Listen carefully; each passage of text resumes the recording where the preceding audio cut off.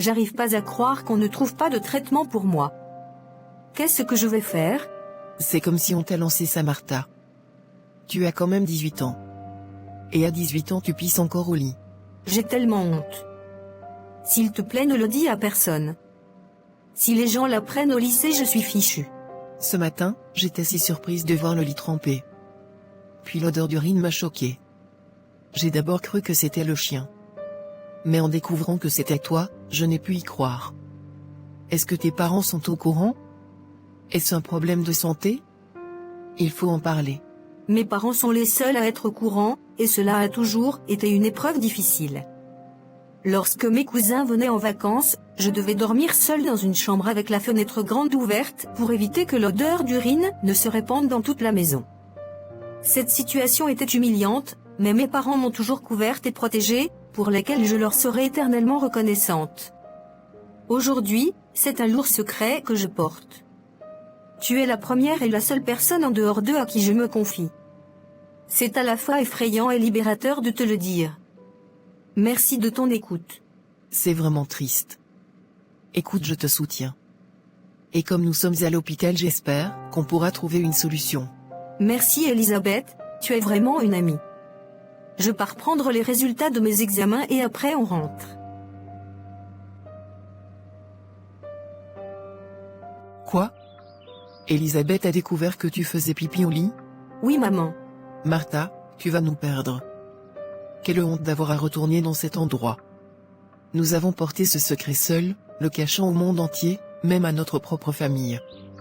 Et toi, en une seule soirée chez ton ami, tu as tout compromis? C'est insoutenable.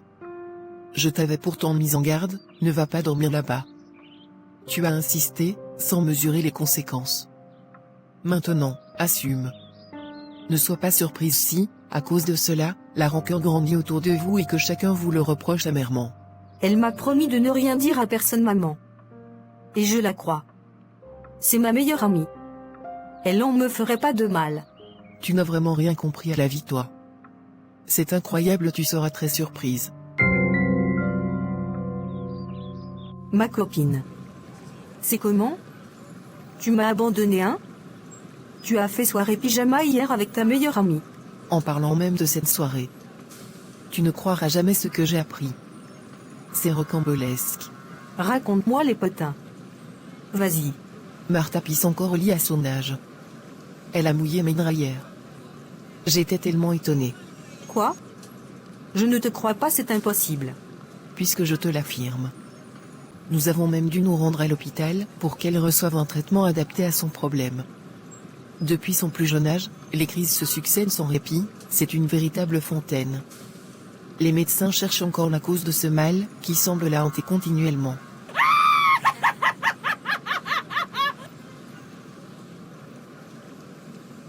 Ne dis à personne. Je me réserve le droit de l'humilier publiquement moi-même.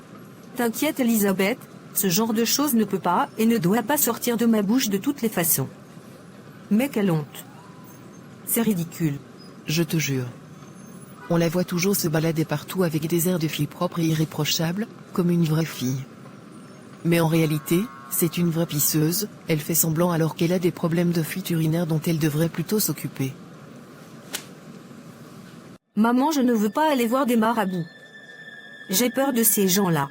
Il faut absolument qu'on trouve une solution à ce problème, qui nous empoisonne l'existence à tous. La situation devient insupportable.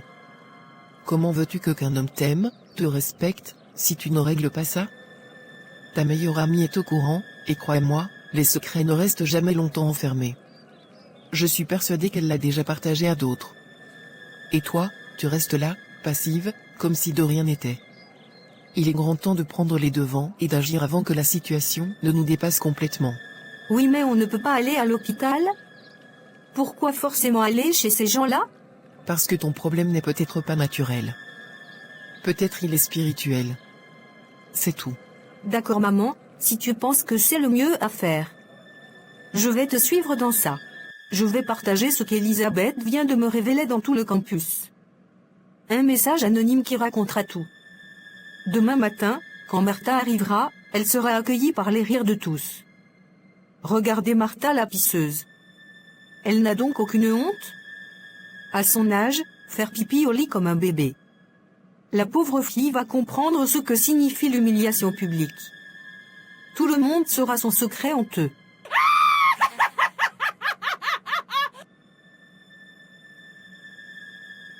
C'est quoi cette odeur? Qui ose emmener cette personne qui sent si mauvais à côté de moi? Mais madame, je ne sens aucune odeur. C'est toi qui sens mauvais comme sa petite. Tu as bien forte odeur sur toi. Et quelqu'un est à l'origine de ça. Nous ne sentons pas ça, mais comme vous le dites, c'est sûrement que c'est vrai. Mais madame qui a mis cette odeur-là sur ma fille? Une personne proche de toi.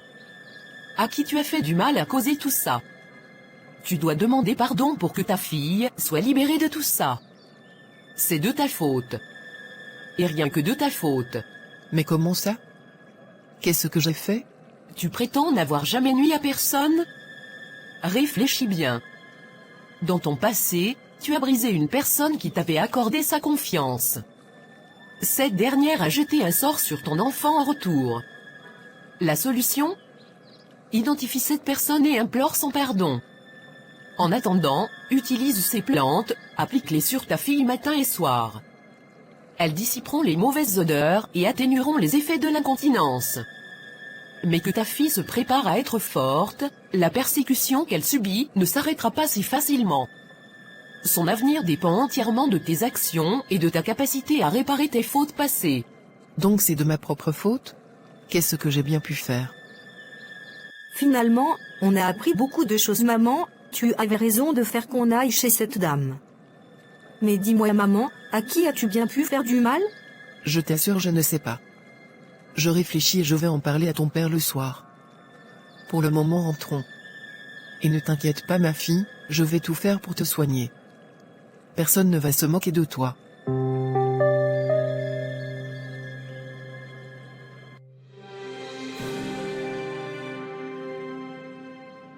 Après les événements d'aujourd'hui, je suis profondément troublé. Cette idée d'une malédiction m'obsède. Je passe en revue mon passé, cherchant désespérément quelle personne j'ai bien pu blesser au point qu'elle en vienne à s'en prendre à mon enfant innocent. Qui ai-je pu trahir, ou blesser si profondément? Cette question me hante, d'autant plus que c'est ma fille qui en subit les conséquences. Je me sens impuissante face à cette malédiction, dont j'ignore l'origine. Moi je pense que j'ai une idée de qui peut être à l'origine de tout ça. Tu penses à qui? Tu as oublié ce qu'on a fait à Mélanie. Mélanie? Mais Mélanie nous avait pardonné, non? Elle a même dit qu'elle ne nous en voulait pas. Mélanie est même vue quand nous avons eu Martha. Pourquoi Mélanie maudirait mon enfant? Mon amour. Nous sommes ensemble parce qu'une autre femme a été blessée. Et quand je vois tout ce qui se passe, ce n'est qu'elle qu'on a véritablement blessée dans nos vies. C'est la seule, je pense. Tu penses qu'elle nous en veut toujours? Ça ne coûte rien d'aller la voir. Va la voir, va voir Mélanie et qu'on tire une bonne fois pour toute cette histoire. Notre fille a besoin de nous.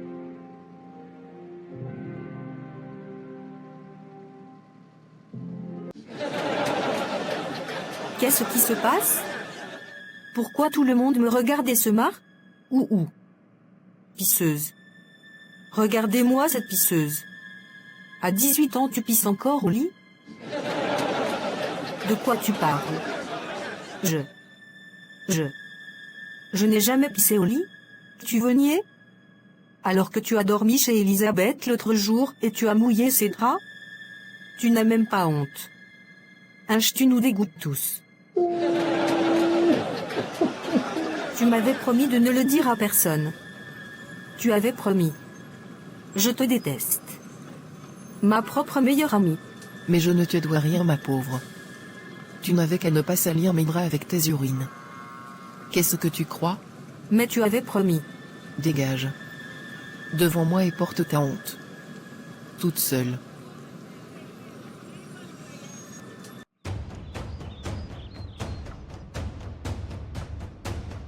Ne t'inquiète plus, mon enfant.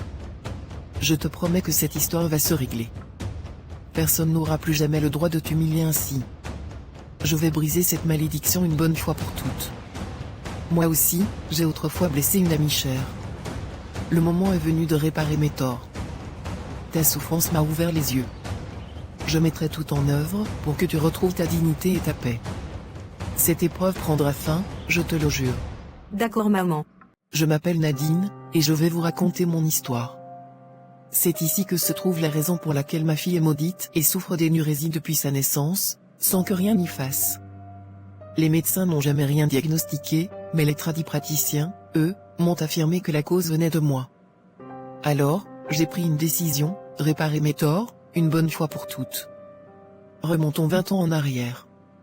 J'avais tout juste 26 ans quand j'ai rencontré Moussa, celui qui allait devenir mon mari, et le père de Martha. C'est là que tout a commencé. Voici mon histoire.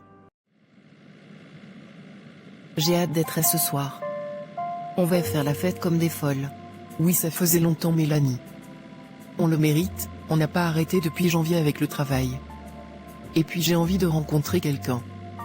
Meuf, je suis fatiguée du célibat. Tu as raison. On doit te trouver quelqu'un et puis je pense qu'il est temps que tu te mettes en couple. Pour ma part, je suis très heureuse. C'est vrai que je ne te l'ai pas encore présenté, mais j'ai hâte que tu rencontres l'amour de ma vie. Ton fameux petit ami que tu m'as longtemps caché. Enfin. Ça fait quoi 6 mois que vous êtes ensemble? Oui, 6 mois. Et j'avoue, je ne me suis jamais autant retenue de te dire quelque chose. Mais parfois il y a des choses qu'il faut cacher, pour que leur découverte soit meilleure. J'ai hâte de le voir alors. Et qui sait, quand j'aurai rencontré le mien, on pourra se faire des rencontres de couple. Oui, ça sera super.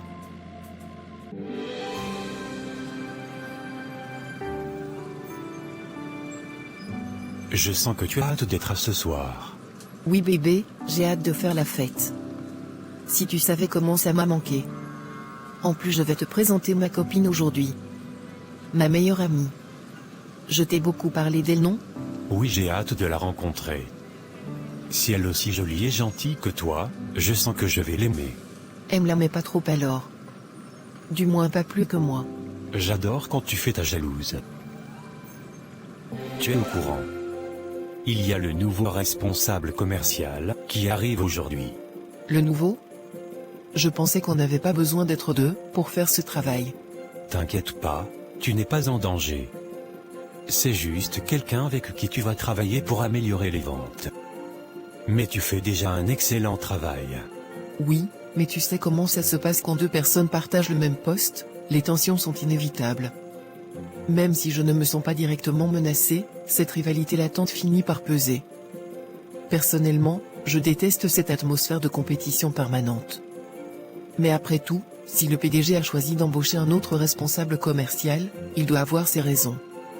Et puis, avec mes congés qui approchent, je n'aurai de toute façon ni le temps ni l'énergie de me lancer dans une lutte de pouvoir. L'essentiel est que le travail soit bien fait. Oui, c'est l'essentiel. Et puis c'est un homme.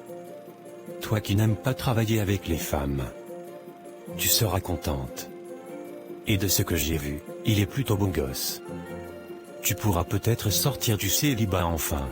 Tu aimes trop te moquer de moi.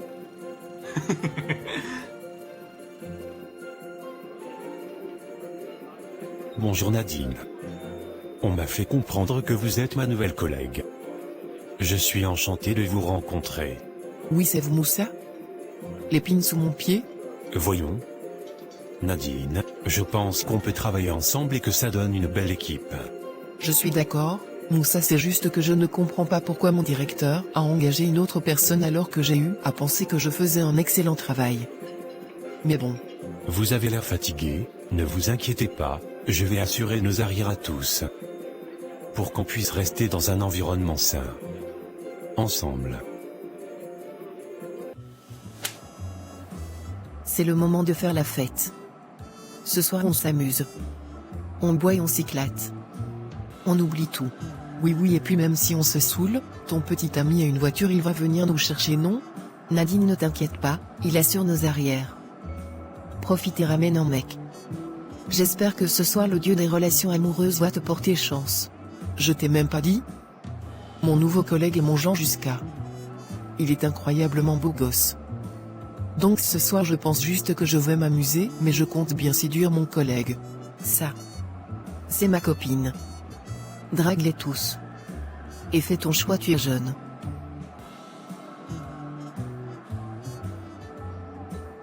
Mais tu es complètement saoule, Mélanie. Tu as pensé à quoi, voyons? Bébé, ramène-moi seulement à la maison, je suis avec ma copine Nadine, elle est couchée là-bas à l'intérieur. Ne l'oublie pas s'il te plaît. Je t'assure, je ne suis vraiment pas content de toi. Mais on va en parler quand tu ne seras plus saoule. Mais je te connais. Tu es ma collègue. Qui? Que? Que? Mais ma parole. Vous êtes complètement saouls, vous deux. Qu'est-ce qui s'est passé pour que vous voyiez autant à fond? Je n'ai jamais vu ça. Je viens, je mets Mélanie au lit. Et je t'apporte une ouverture, Nadine. Essaie de te coucher. Beau. Tu es beau. Viens me faire un bisou. Tu es vraiment éclaté. Tiens, voici ta couverture. Couche-toi, je te couvre.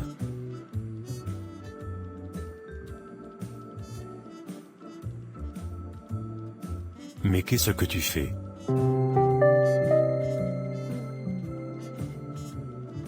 Mais qu'est-ce que j'ai fait?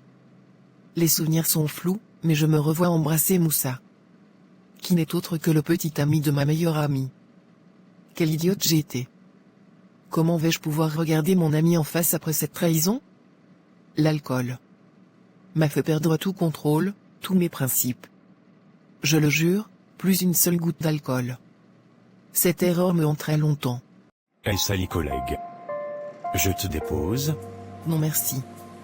Je vais prendre un taxi. Tu m'évites? Écoute, c'est mieux comme ça après ce qui s'est passé il y a 2 jours chez toi. Oui, mais éviter ça ne sert à rien. Il vaut mieux affronter. Et il faut qu'on en parle. Tu as rien fait de mal, et puis tu étais complètement saoul. Donc techniquement tu n'as rien fait. Ne t'en veux pas, Nadine. Je sais bien, mais honnêtement, Moussa, je suis gêné. Même si on était saoul. Si Mélanie entend que je t'ai embrassé, elle va péter un câble, donc mieux on évite. D'accord, puisque tu insistes.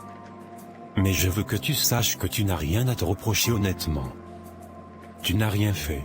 On se voit donc au boulot. Et ne m'évite plus. Car on travaille ensemble.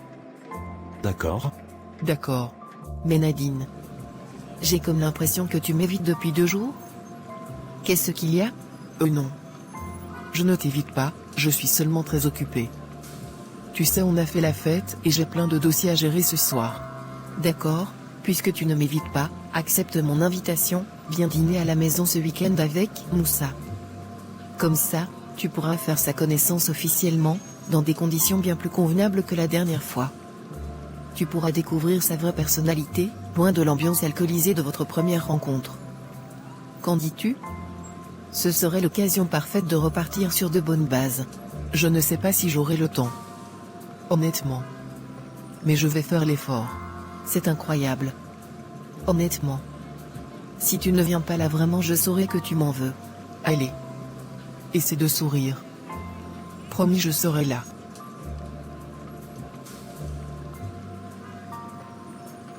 Donc si on gère bien les ventes selon notre stratégie actuelle, tout devrait bien se passer ce mois-ci. D'accord, je trouve que ta stratégie est très bien. Je suis impressionné. Je comprends maintenant pourquoi le PDG vous a embauché. Tu vois? Finalement, je suis un atout. Oui, tu l'es. Bon, si on a fini, je vais aller déjeuner. Je crève la dalle. Permets-moi de t'inviter. Moi aussi je voulais aller manger. On y va ensemble? Non, j'aime manger seul. C'est pas la peine. Ça ne sert à rien de m'éviter, Nadine. On travaille ensemble tous les jours, et je suis le compagnon de ta meilleure amie. Tu n'as pas vraiment d'autre choix que d'apprendre à me supporter. Je te l'ai déjà dit, ce qui s'est passé était une erreur, un moment d'égarement. Tu étais ivre, et je ne t'en veux pas. Maintenant, il faut passer à autre chose, pour le bien de tous. Restons professionnels au travail, et gardons de bonnes relations pour elle. Bref, d'accord. Allons manger. La vérité, c'est que cette nuit-là, j'étais parfaitement consciente d'embrasser Moussa. Et cette pensée me hantait. J'essayais de l'éviter, désespérément. mais plus je le croisais au travail, plus mon regard changeait. Je ne le voyais plus comme le simple copain de mon ami, mais comme un homme. Et cette attirance grandissante me terrifiait. Je sentais que je perdais le contrôle sur mes propres émotions. Dis-moi alors. Pourquoi tu n'es pas toujours pas en couple? Il paraît que je suis exigeante. Pourquoi les jolies filles sont toujours exigeantes? C'est pour ça que vous restez longtemps célibataire. Donc je suis une jolie fille? Bien sûr. Je dirais même que tu es exactement mon genre. Mais j'ai déjà une partenaire qui est autant jolie. En tout cas. Je vais te présenter à mes meilleurs potes. Il fait qu'on te case. Ah mais je ne suis pas pressée hein. Merci d'être venu. J'avais si peur que tu ne te pointes pas, mais ta présence ici me rassure et me prouve enfin que tu ne cherches plus à m'éviter. J'ai tenu à ce que tout soit parfait pour toi, on a même préparé ton plat préféré. C'est ma façon de te montrer à quel point ta présence compte pour moi, et que j'espère vraiment que nous pourrons dépasser tout cela. Tu es trop mignonne avec moi. Attention, ton gars pourrait se sentir en compétition. Non, ne t'inquiète pas, je te la partage volontiers. Avant moi, tu veillais déjà sur elle avec tant d'amour, et je sais qu'après moi, tu continueras. Ton lien avec elle est précieux, et rien ne doit l'altérer.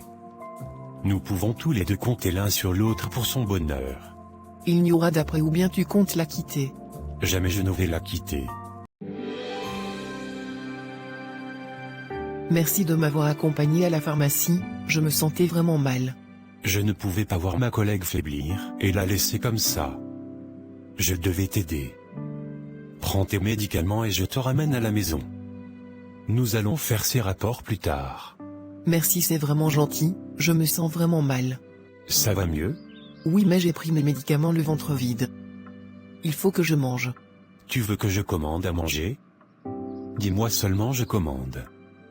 N'importe quoi, même si c'est des burgers, dis-moi juste. Oui, commande-moi des burgers. Pour que je prenne du poids et qu'aucun homme ne me drague finalement. C'est ça tes projets? Mais pourquoi tu t'énerves? Je te taquine, et puis il faut bien que tu manges. Commande-moi des pâtes, et un bouillon. Je pense que ça va me faire du bien. Ne t'inquiète donc pas. Avec ton charme, même en prenant quelques kilos, tu n'auras aucun mal à attirer les regards. Les hommes se bousculeront toujours pour toi. Et si tu veux du bouillon, c'est avec plaisir que je t'en prépare. Tu vas enfin goûter à ma cuisine. Je suppose que Mélanie t'a déjà parlé de mes talents en la matière. Tu vas voir, tu ne seras pas déçu. Merci beaucoup. De prendre soin de moi comme ça. Vraiment. Alors? Tu trouves ça bon? Oui, c'est trop bon. Tu es un excellent cuisinier. Waouh, je me régale. Je suis content. Bon, je vais y aller. Je dois rentrer. Si tu as besoin de quoi que ce soit, préviens-moi, d'accord? Attends, s'il te plaît. Oui, qu'est-ce qu'il y a? S'il te plaît, reste avec moi, ne me laisse pas seul. Pourquoi? Laisse-moi te montrer.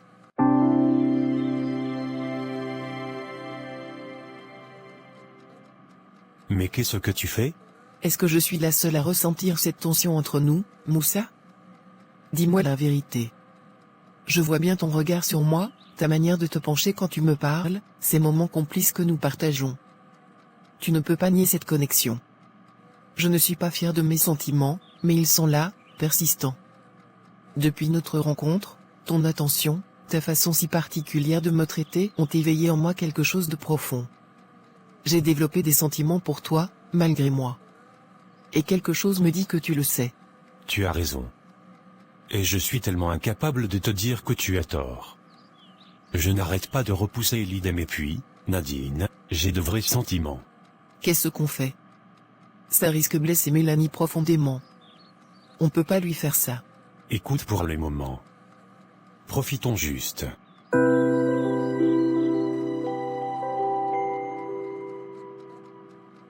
Nous avons commencé à nous voir en cachette. Oui, nous aurions dû l'avouer à Mélanie, mais la peur de la blesser nous a retenus. Et puis, tout est arrivé si naturellement. Nos baisers furtifs à chaque coin de rue, ces moments volés qui sont devenus notre addiction. Nous vivions notre passion dans l'ombre, sachant pertinemment que chaque embrassade était une trahison de plus. Je suis désespérée. Il m'a quitté il y a une semaine. Je ne sais pas pourquoi. Je l'aime tellement. Je suis tellement désolée. Il ne t'a donné aucune explication ? Il m'a juste dit qu'il ne m'aimait pas réellement et qu'il en aimait une autre. C'est tellement horrible. Je le déteste. Quand je vais découvrir cette tasse, je vais détruire sa vie. Elle m'a volé mon amour, l'homme de ma vie littéralement. Ne garde pas de rancune envers cette autre femme, ni envers qui que ce soit. Certaines personnes entrent dans nos vies non pour y rester, mais pour nous transformer. Souviens-toi, avant Moussa, tu étais perdu, empreinte d'amertume. Regarde-toi aujourd'hui, tu as retrouvé ta lumière, tu es devenue forte et rayonnante. Même s'il devait partir, cela ne définira pas ta valeur. La femme que tu es devenue est bien plus grande que cette histoire. Tu as découvert ta propre force, et personne ne pourra jamais te l'enlever. Peu importe celle que je suis aujourd'hui. Je vais le faire payer pour cette douleur que je ressens dans ma poitrine lui et sa sorcière, avec qui il m'a trompé. Écoute Mélanie, j'ai quelque chose à te dire. Quoi ? Qu'est-ce qu'il y a ? C'est moi. La fille dont Moussa est amoureux. Celle pour qui il te quitte. Je t'assure que tout ceci est arrivé et ça nous a dépassé nous deux. Quoi ? Quoi ? Tu peux répéter ? Je suis celle avec qui Moussa t'a trompé. Nous avons commencé cette histoire il y a 2 semaines. Et je t'assure qu'aucun de nous n'a contrôlé tout ça. Dégage devant mes yeux. Je suis vraiment désolé. Tu as le droit de me détester. Je suis désolé, je suis tellement désolé. Dégage devant moi. Dégage. Sorcière. Vous ne serez jamais heureux jamais dans cette vie. Après cet épisode, nous avons multiplié les tentatives d'excuses, mais elle nous a constamment repoussés. Ce n'est qu'au bout d'une longue année d'efforts, qu'elle a finalement accepté nos regrets. Je me souviens du jour de la naissance de ma fille Martha, elle est apparue à l'hôpital, à notre grande surprise. Sa visite inattendue m'a profondément touché. J'ai naturellement interprété sa venue comme un pardon sincère. Soulagé et reconnaissant, nous avons alors repris le cours de notre vie, croyant tourner cette page douloureuse pour de bon. Je maudis cet enfant né de l'union de ces 2 traîtres, Moussa et Nadine. Qu'elle ignore à jamais le bonheur, qu'elle soit aimée par tous, condamnée à mouiller son lit sa vie durant. Qu'elle ne connaisse jamais l'amour et soit poursuivie par une odeur infâme. Qu'il court chez tous les marabouts en vain, aucun remède ne la soulagera. Je transmute ma douleur et leur trahison en malédiction. Je le scelle avec ce drap volé, imprégné de son odeur. Moi, Mélanie, je la maudis. Qu'elle ignore le sommeil paisible, que ses cauchemars torturent ses parents. Ainsi soit-il. Tu te sens prête ? Je n'ai pas le choix. On n'a pas le choix. On doit aller la voir. Et résoudre ce problème une bonne fois pour toutes. C'est l'avenir de notre fille qui est en jeu. C'est tellement cruel. Nous nous étions excusés sans relâche pendant plus d'1 an. Je croyais sincèrement à son pardon quand elle était venue à l'hôpital. Mais en réalité, elle proférait une malédiction contre mon enfant, ce jour même où elle feignait la réconciliation. Comment a-t-elle pu tramer une telle vengeance, user d'une telle hypocrisie ? Trahir sa confiance était déjà douloureux, mais s'en prendre à un nouveau-né. C'est vraiment cruel, mais qui peut lui en vouloir ? Demandons juste pardon et passons à autre chose. Tout va bien se passer. Il faut juste qu'elle accepte de libérer notre enfant de cette malédiction. Que me vaut l'honneur de la visite du couple de la gloire ? Ça fait longtemps ? Comment va votre petite famille ? Mélanie, arrête cette comédie. Cela fait 18 ans que tu joues à cache-cache avec la vérité, et nous savons tous les 2 ce qui se passe réellement. Je suis venu aujourd'hui pour mettre fin à ce calvaire. Dis-moi ce que tu attends de moi pour obtenir ton pardon. Quelle réparation exiges-tu pour libérer enfin mon enfant de cette malédiction que tu as jetée sur elle ? Et je t'en prie, n'essaie même pas de nier. Nous sommes bien au-delà des faux semblants.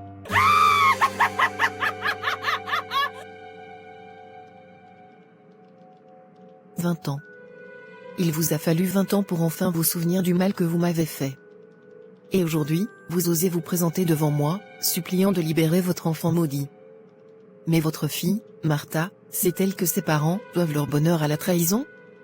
Sait-elle que sa mère est une voleuse de compagnons, une femme sans scrupules qui séduit les hommes des autres? Avant de demander ma pitié, avez-vous seulement eu le courage de lui révéler la vérité sur vos actes? Mélanie. Nous t'avons imploré pardon plus de 100 fois durant une année entière. Si tu ne nous avais pas véritablement pardonné, pourquoi avoir joué cette comédie? Et pourquoi t'en être prise à notre enfant? Tu aurais pu nous maudire nous infliger toute ta colère. Nous étions prêts à assumer. Mais notre fille, elle était innocente de nos fautes. Comment as-tu pu diriger ta haine sur elle? Oh, que cette souffrance vous va bien. Voir votre bonheur se briser est ma plus grande joie. Et toi, Moussa, te voilà enfin confronté à la douleur que tu m'as infligée. Te souviens-tu de tes promesses? Je ne te laisserai jamais seul, je te protégerai toute ma vie. De si belles paroles réduites en cendres en moins d'un mois. Un mois seulement après avoir rencontré mon ami, tu as souillé notre histoire. 6 mois d'amour, un avenir entier promis.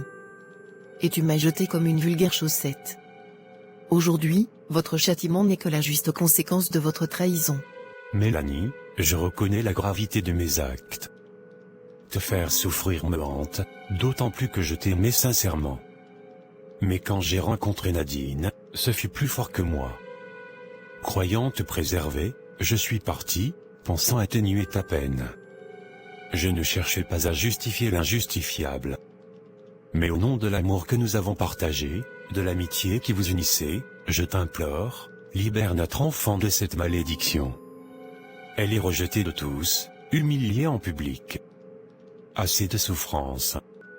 Laisse ta colère s'apaiser. Pardonne, je t'en supplie. Nous sommes à genoux, Mélanie. Cette histoire trouve enfin son épilogue, Mélanie nous a pardonné et a libéré Martha de ce mal qui la rongeait. Cependant, elle a clairement exprimé son souhait de ne plus jamais nous revoir. Et vous, que retirez-vous de ce récit? Croyez-vous, comme moi, que nos actes finissent toujours par nous rattraper, aussi loin qu'on tente de les fuir? Le pardon, même s'il n'efface rien, peut-il vraiment tout valoir? À la place de Mélanie, auriez-vous eu la force de pardonner une trahison si profonde, ou auriez-vous porté ce poids toute votre vie?